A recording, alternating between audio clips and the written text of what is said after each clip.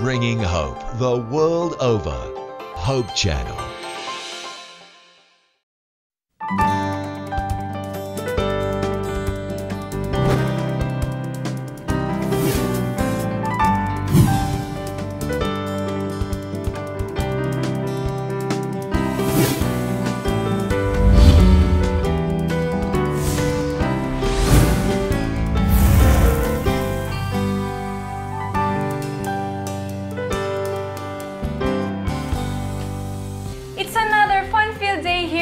City, Camarines Sur. O mga kaibigan, andyan na pala kayo.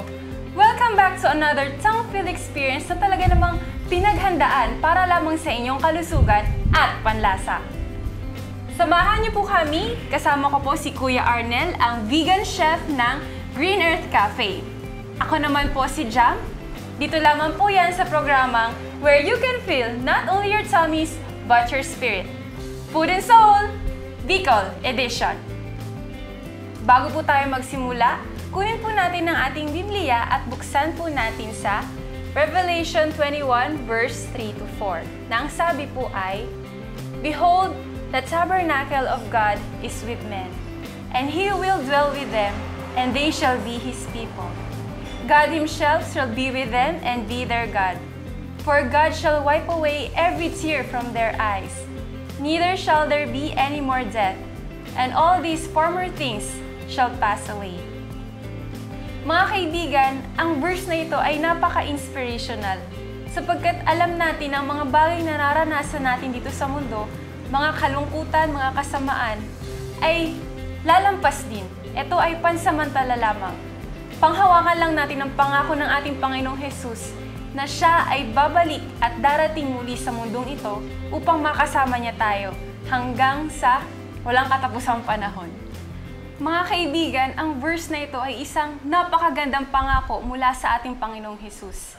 Kahit marami tayong naranasang kahirapan at kalungkutan dito sa mundo, darating ang panahon na makakasama na natin siya at mawawala na ang ating mga kalungkutan at mga kasamaan ng loob. Ito po yung pangako na binigay niya sa atin, kaya huwag tayong malulugmok kapag tayo ay nakakaranas ng suliranin dito sa mundo.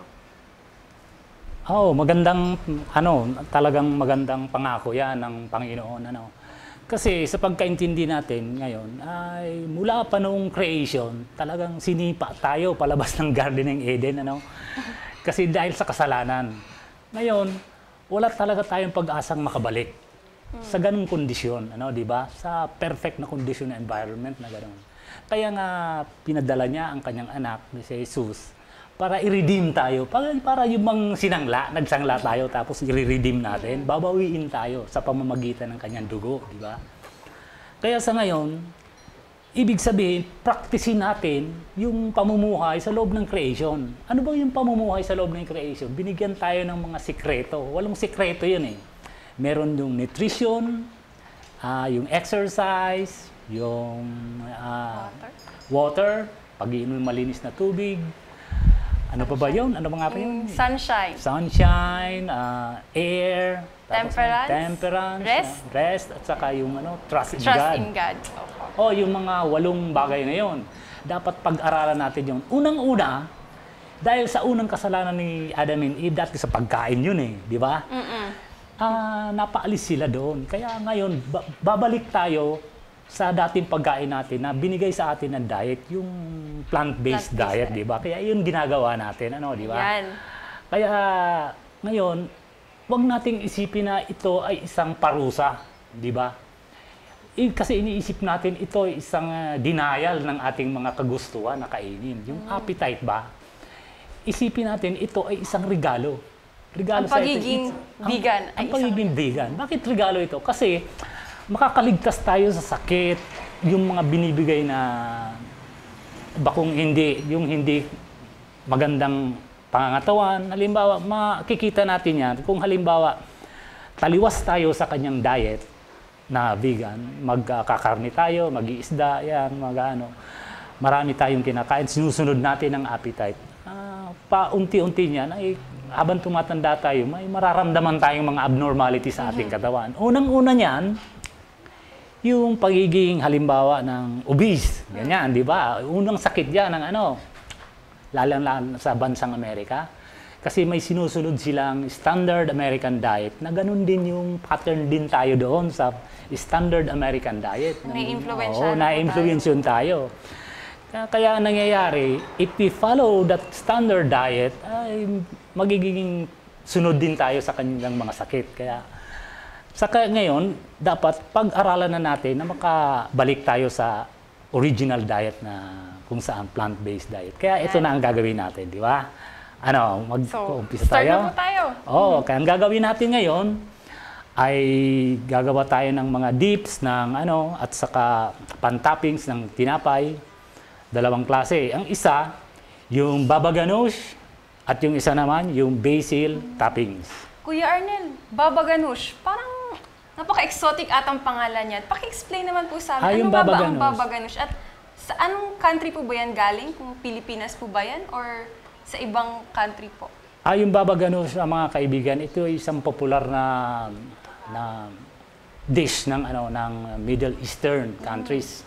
Galing ito sa Ehipto. Kaya lang yung ginagawa dito ng main ingredient ay isang eggplant.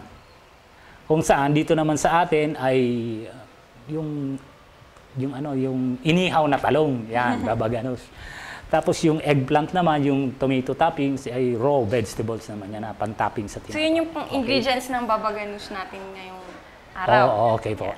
Kaya ang umpisa po natin ngayon, ang ingredients po natin sa baba ganoush ay itong grilled eggplant, 2 pirasong grilled eggplant po.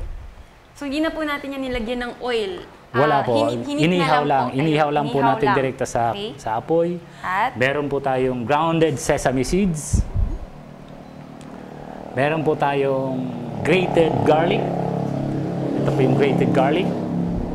Meron po tayong onions, spring onions. Meron po tayong calamansi. Ayan po. Ito pong eggplant, maganda po ito sa ating katawan. Nag-absorb ito ng excess iron, dietary fiber, at sa antimicrobial din po ito. Kaya yan po ang main ingredients natin. Saka ito naman sesame seeds, rich in calcium po ito. Rich in calcium at nandito yung antibiotic natin, yung garlic. yan. Ang pag-prepare po nito ay sandali lang, hahaluin lang po natin ito. I-mash po natin. So, imamash po ang ating eggplant. Eggplant, i-mash po dudurugin. Yan, sama-sama po sila. Parang maging deep-like yung kanyang Opo. texture. Haluan na po natin ito ng sesame seeds. Tapos yung garlic. So, Kuya Arnel, tanong ko lang po, since galing to sa Middle Eastern, at alam ko naman po na hindi po kayo masyadong nagbabiyahe kasi dito lang naman po kayo sa Bicol area. Paano niyo po nalaman yung mga ganitong klaseng dish? Sa pag-aaral, pagbabasa at kasi alam mo yung asawa ko nagtatrabaho pa noon, bawat uwi niya galing sa opisina may dala-dala siyang mga cookbook. Yan. Tapos yan, pinag-aaralan ko rin yon. So self-discovery lang po talaga yung ginawa. Kasi dito naman kasi sa Pilipinas, walang nagtuturo niyan yung vegan cooking. Wala talaga, wala dito. Kasi yun nga ang kasi na nag-focus kasi yung cuisine, yung pagkain ba, nag-focus yung food industry sa mga karne, ganyan. Kaya walang nakapokus sa At vegetarian. hindi lang po sa karne, kundi nag-focus po sila sa cuisine kung saan panlasa lang yung kinoconsult ng mga tao, di ba? Kung ano yung masarap, yun yung kakainin natin. Pero mabuti po ngayon kasi kinoconsult na din po natin yung ating health standards. Yun nga may kasabihan ba yung ang nauuso kasi ngayon yung eating in order to live, di ba? Iba naman yung we live in order to eat. Kasi dito sa vegan cooking, ang kasabihan natin dito ay we eat in order to live. Ayan, so wag po nating babalik rin mga kaibigan. We should eat in order to live. Not live in order to eat. Kasi yun. Tama po yung sinabi niyo, Kuya Arnel. Sa appetite yun sa temperanza. Ngayon, haluan po natin siya ng extra virgin coconut, extra virgin olive oil. So, kailangan po talaga, kontrolin din po natin ang ating appetite. At let reason take reign in choosing what is right to keep our bodies healthy. Kasi minsan, panlasa lang yung tinitingnan natin. Season na po natin ito ng Yeah, salt. so salt. Kaya yun nga, sinasabi natin balikan natin yung sinabi mong Bible verse. Kasi may i-redeem tayo, no, di ba? Gusto tayong i-redeem ng kung may kapal. Kaya kung hindi tayo titingin sa pinagmula natin na diet, hindi tayo makakapunta doon sa patutunguhan natin. Amen. Kasi alam mo, sa paraiso walang karne doon eh. Hindi tayo papatay ng hayop. Walang karne doon kasi hindi natin kakainin yung karne. Tama Kaya, po. oo, pinapractice natin ngayon dito ang pamumuhay sa langit, di ba? Oo. Kasi nga po sabi ng ating verse, there shall be no more death. Oo nga naman po mga kaibigan, kung tayo ay nag-expect na manirahan sa langit, kailangan matuto na rin tayong mag-adapt ng vegan lifestyle. Okay. Tapos na po tayo dito. Mamaya na po natin yan So, i-set i-assemble. aside po muna natin, Kuya Arnel. Lalagay ko po Gagawa dito ang tayo ating na po ng tomato and basil toppings. Ano? Yan. So yung Slice po tomato natin. po natin ay okay lang kahit yung pula na? Or kailangan po ba ay dapat firm pa din? Pwede rin, firm, pwede yung pulang-pula na, okay na. Tapos ito po yung tomatoes. Mataas po ito sa sa lycopene para po sa ating vitamin A at vitamin C. Yan. So Chop ito na po ay toppings natin. Toppings Para po. sa Isang ating- toppings naman po ito para sa ating isang klaseng open face sandwich. Open face sandwich. Oh. At yun po ay tinatawag nating Yung common name nito ay mga bruschetta. yun, bruschetta. Yung So saan yun po eh. galing ang bruschetta? Kasi Italian yun eh, mga Italian. Oo. Wow, international po pala ang recipes natin ngayon.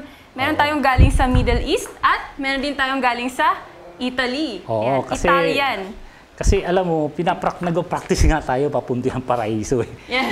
Kaya So magiging international din ang Oo, ating food. Kasi international ang syempre mga sa doon. heaven, Oo. international din ang mga kasama natin. Oh, walang biro yun. Kasi kaya nga sa panahon ngayon ay dapat practicein na natin, di ba? Ayan. So kailangan maging open-minded rin pala tayo to discover new things. Oo. Kasi minsan, di ba, may mga tao na they stick to what they know. So kailangan i-broaden din natin ang ating mga panlasa. Okay. Ihalo na po natin yung red onions. Red onions. Ayan. So red onions or pwede rin pong white onions, di ba po, Kuya Okay, Arnel? white onions. Pwede rin. Lagyan po natin siya ng to counter the acidity, yung Muscovado sugar. muscovado sugar. So as much as salt. possible po, let's stick to muscovado sugar instead po yung refined kasi it's more natural. And Okay less po. po yung processing. Tapos ngayon po, lalagyan na po natin siya ng basil. Lots of basil. So napapansin ko po, Kuya Arnel, na kapag meron tayong tomato, usually pinapartner po natin siya sa basil. Pwede rin po kasi yung pinaka-partner po, magandang partner po ng tomato ay basil. Pwede rin po iba-ibang iba-ibang herbs. So pwede rin po tayong Depende. gumamit ng ibang herbs aside from sweet basil. Opo, pwede rin po. Ano po yung mga ibang herbs na pwede natin gamitin in case na wala pong mahanap na basil? Pwede rin pong wansoy, pwede rin pong kinchay, pwede rin pong oregano. Oregano. Okay. Okay po yun. Pwede rin pong tarragon. Depende po sa kagustuhan natin, yung paborito natin. Ngayon po, dadagdagan po natin ng mga 1 tablespoon Olive na oil. olive oil. Yan. So alam niyo po mga kaibigan, maganda po talaga ang extra virgin olive oil kasi isa itong plant oil na unsaturated yung fat. So hindi siya solid at room temperature. Di katulad nung sa mga animal fats, di ba po Kuya Arnel, na solid sila sa room temp kaya nabablock ang ating mga arteries and veins. Opo. Kaya mabuti talaga na extra virgin olive oil ang ginagamit natin, lalo kung magigisa tayo.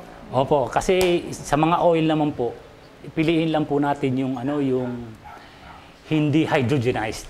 Hindi hydrogenated. Kasi pag hydrogenized ay highly processed na po yun. So makikita naman po ba natin yun sa ingredients na hindi? Hindi natin makikita yun. Paano po natin Makikita po malalaman natin. na kapag ang oil ay hydrogenated na? Magtatanong po tayo. Magtatanong. Magtatanong. Ang best Magre-research po talaga talaga tayo. ay Oo. yung may nakasabing na extra virgin. Kasi alam po natin alam na natin na hindi cold ito process dumaan yun. sa- Cold process yun eh. hindi dumaan sa heat at marami pang highly processed na pamamaraan. Ngayon mag-assemble na po tayo. Hatiin po natin yung toasted bread. Yan. So ito po yung magsaserve natin na open-faced. Open-faced po ito. Sandwich. Open-faced sandwich. So ibig sabihin, isang layer lang po siya, tapos may toppings sa Yes ibabaw. po, okay. Exactly po. Ngayon, i-plating na po natin siya. Yan. So pwede rin po pala tayong gumamit ng slices of bread. Kasi di ba po yung bruschetta, usually yung mahabang bread yan. Oh, Tapos depende yung po hinahati kung anong available na bread na natin diyan, nandyan. Tapos lagyan po natin ng tigi-isang toppings yan. Ito po magagamit po natin ito sa mga parties, ganyan, kung may mga bisita tayo. Parang appetizer. Parang po ba? appetizer, oh. Yan. Gusto mo kang tulungan dyan? Pwedeng Sige ikaw po. na maglagay ng dito din. Sa Para ano. po magawa niyo na po yung dapat Dito, nating... dyan. Ikaw naman yung basil. Sa basil ka naman. Ito, ilagay po natin dito. Yan. Yan. Yan, lagyan mo na sa basil. Ayun. Yan. At ito po, para Tapos, saan po to?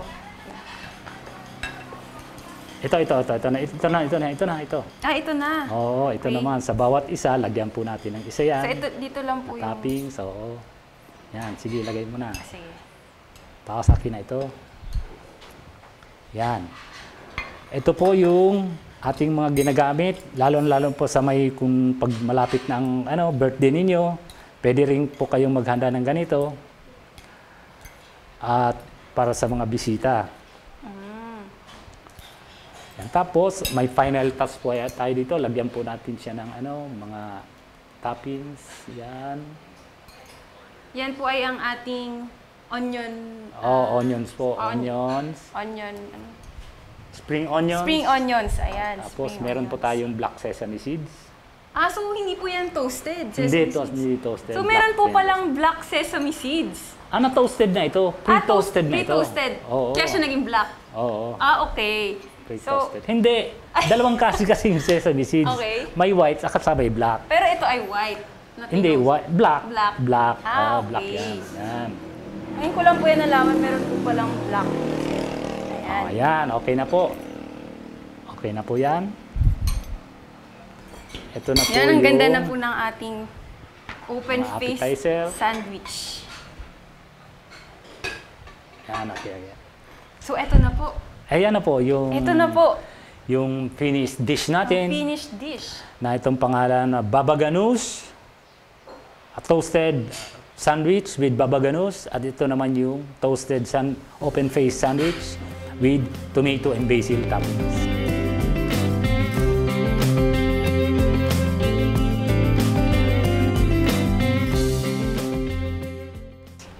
Ayan, maraming salamat po. Recap po tayo kung ano po yung ginawa natin para gawin ang ating dish for today. Okay, sa mga late televiewers, ito po ang ginamit po natin dito ay yung toasted sandwich na whole wheat bread. Dapat po gamitin natin yung toasted, yung crackling talaga.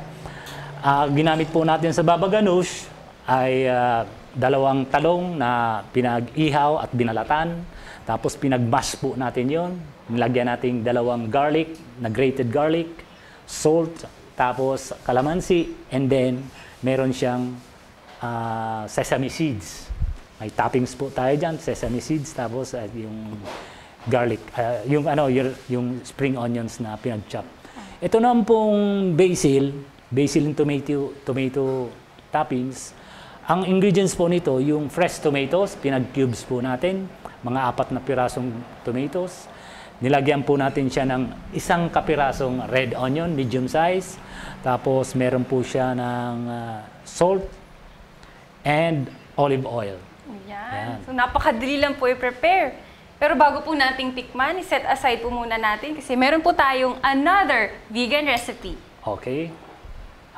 Ang sunod pong recipe nito ay isang soup na madali lang pong gawin at very helpful lalo na sa yung mga sakit, tapos yung mga hindi nakakakain na masyado, para naman sila magkaroon ng pamamaraan para makapag-consume ng tamang nutrients sa kanilang sa kanilang kalusugan. So tama po yun, Kuya Arnel, kasi we should let our food be our medicine. Kasi Yan, di ba po yung tamang-tama madalas yun na nangyayari ngayon, gumagamit na lamang po tayo ng mga droga na man-made. Meron naman tayong natural healing drugs in our environment. Nasa bakuran lang natin, di ba po, Kuya Arnel? Oo, talagang tama ka dyan, Jam. Kasi talagang napaka-galing talaga ng creation na atin ng God. Kasi yung katawan natin, may sarili siyang immune system. At saka yung kung ano man ang mangyari, may panlaban tayo sa mga sakit na nandito sa kapaligiran natin.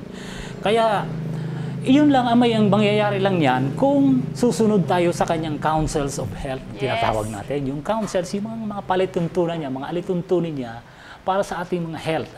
Alagaan natin yung katawan natin because it is the temple of God, di ba? Hindi natin sarili ito. Kaya sa pag-aalaga ng ating katawan, unang-unang susundin natin yung pagkain. Kasi yan ang pumapasok sa ating katawan, di ba? Yun yung nagiging tayo. Oo, You are what you eat, di ba po? Ganun. Kasi pag hindi sinunod natin yon, makikita natin yung kung anong kinakain natin, yun din ang magiging ugali natin. Halimbawa, mahilig tayo sa karne, meat. Talagang magiging ang ugali natin ay mga tungkol din sa mga animals na pag-uugali, di ba? Survival of the fittest yun, di ba? Kinocultivate nila yung lower passions na tinatawag natin, yung lower passions. Kasi ano ba yung lower passions na yun? Ano bang alam mo yun, mga lower passions na ganyan? Siguro po sa aking opinion, yung mga kaugalian na hindi nagpapakita ng tunay na image of God in us. Oo, ganun nga. Yun ang survival of the fittest. Yun nga. Umpisa na natin ito. So umpisa na po natin ng ating second dish for sige. this episode. Una, magpapakulo tayo ng tubig. Papakulo muna natin ito. Ayan. So ano po yung pangalan ng soup natin ngayon, Kuya Arnel? Ang soup po natin ngayon ay tinatawag na squash soup. Squash soup. Squash soup ito. So, pwede po ito sa mga malalamig na panahon? Or pwede rin po ba natin siyang kainin during hot weather? Meron po bang cold squash soup? Or? Meron din cucumber, ganin, pwedeng gawin natin parehas ng ginagawa natin. Pwede tayong gumamit nito, pwede tayong gumamit ng carrots, pwede tayong gumamit ng mga fruit vegetables na gagawin ng soup. Okay. Pero sa ganitong version, gagawa tayo ng squash soup kasi rich in vitamin A ito para sa eyesight. Squash soup. So, ano po yung mga ingredients ng squash soup natin? Ito, ito nga yung squash, kalabasa. Ilalagay na po natin dito. So yan po ay boiled or steamed kalabasa? Hindi, yung dapat nito ay hilaw pa kasi i-boiled po natin yan. So, yung pero hilaw for the purpose ganito, naka-pre-boiled na siya para madali lang. Okay, tapos lalagyan po natin siya ng onions. Pwede rin na po natin igisa. Pwedeng igisa natin kung wala tayong restriction sa health. Pero ang gagawin po natin yung para sa may mga sakit.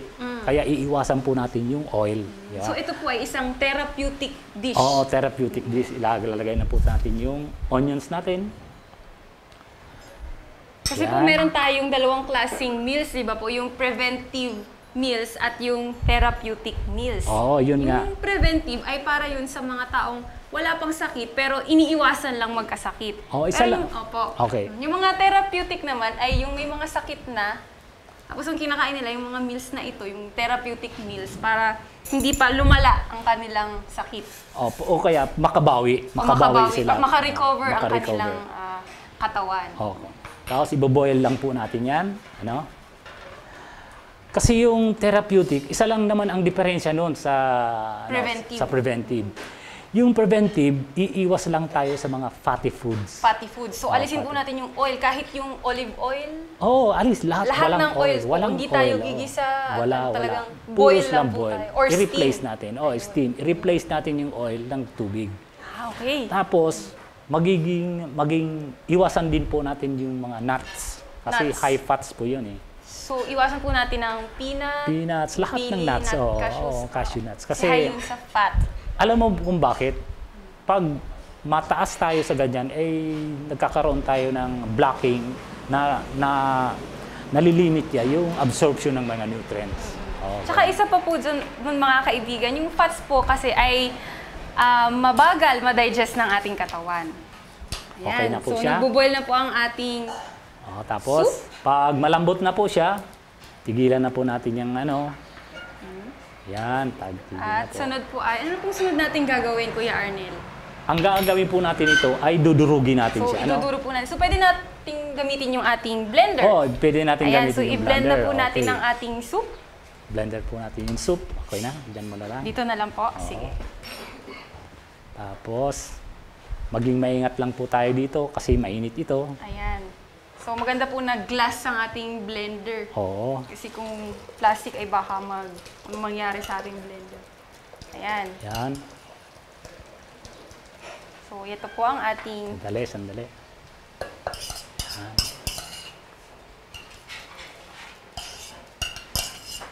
Yan. Kasi i-boil po natin ito. Pagka-boil, pag malambot na siya, Saka po natin siya i-blender. i-blender para madali lang siyang ma-absorb ng ating Ayan. pasyente. Lalagay na po natin. Okay.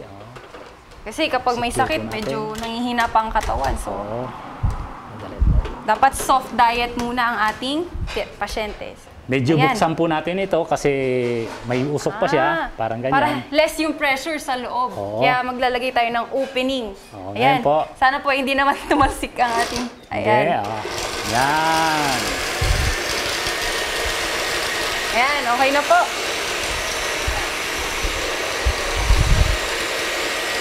Tama. Ayan. Transfer na po natin ito ulit dito. So, iinitin po muli natin yung ating sauce. Buksan ko na po ito, Kuya Arnel. Buksan mo. Ayan. Ilagay na po natin yung carrots. Shredded carrots. Shredded carrots. Okay na po.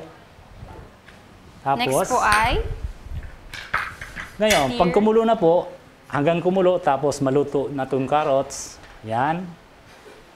Pwede na po natin yan i-serve. Okay? ito po yung Ito na yung serving dish. Okay na po.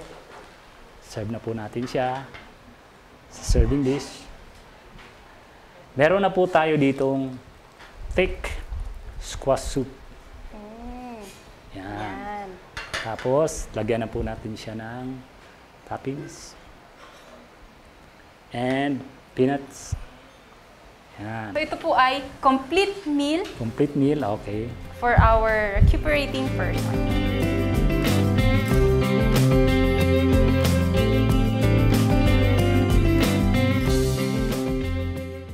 Okay. So recap po. Okay. Sa mga may sakit po, gustong mag-improve ang kanilang health, pwede tayong gumamit ng kahit na anong fruits. Ang ginamit po natin dito ay squash, kalabasa, pinag-blender po natin, at spring onions, may toppings, may white onion, may garlic, yun lang po, at salt. So Kuya Arnel, pwede na po nating tikman, ano? Sure, sige. Tara! Sige. So let's taste our open-faced sandwich.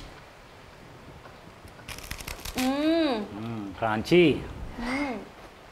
Sarap! Tikman po natin ang ating another type. Yan, Italian. Yung, Italian. yung bruschetta. Okay. Iba naman ang lasa. Amazing. International. The best po talaga. Oo. Try po natin ang ating squash soup. Kayo Sige. po. Sige na. Try niyo po ang ating... Yan.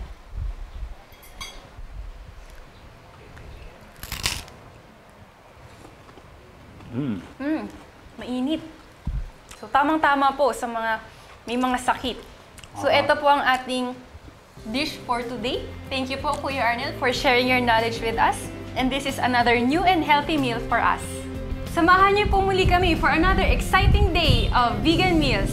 Dito lamang po where you can feel not only your tummies, but your spirit. Food and Soul, Bicol Edition.